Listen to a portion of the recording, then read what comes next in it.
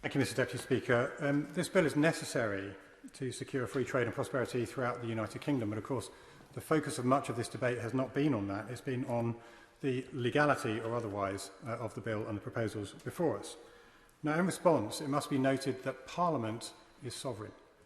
Parliament is supreme.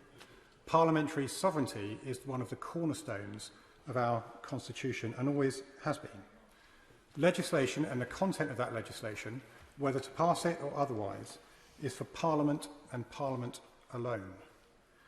The withdrawal agreement signed by the EU and the UK acknowledged that there might be difficulties with the Northern Ireland Protocol, as acknowledged earlier when he was in his place by the Right Honourable Member for Doncaster North. The agreement states that if the application of the protocol leads to serious economic, societal or environmental difficulties that are liable to persist, or to diversion of trade, the Union or the United Kingdom may unilaterally take appropriate safeguard measures. And provision was made for exactly this contingency in the EU Withdrawal Act of 2020, Section 38 of which stated that it is recognised that Parliament of the United Kingdom is sovereign. Accordingly, nothing in this Act derogates from the sovereignty of Parliament of the United Kingdom. Now, this was done because of the ambiguities in the withdrawal agreement relating to Northern Ireland. The agreement simultaneously holds that there will be unfettered access between Northern Ireland and the rest of Britain after the transition period, and that the EU's customs code will have direct effect in the territory of Northern Ireland. Well, at best, Mr Speaker, at the very least, that is an ambiguity. At the worst, it's a direct contradiction, because it means that it would fetter access to one place, but not to another.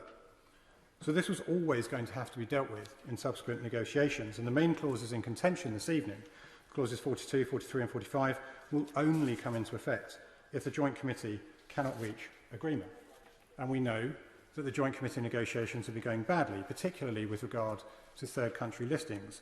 And it has become apparent that the EU is taking a direction we cannot possibly support. Now, we also know that the EU is fearful of us. Why would they not be? A strong, independent, sovereign Britain prospering on their doorstep is not something that they would necessarily welcome. Now, in saying that, I am sure that both sides in the negotiation want to secure a free trade deal, and I wholeheartedly support that outcome.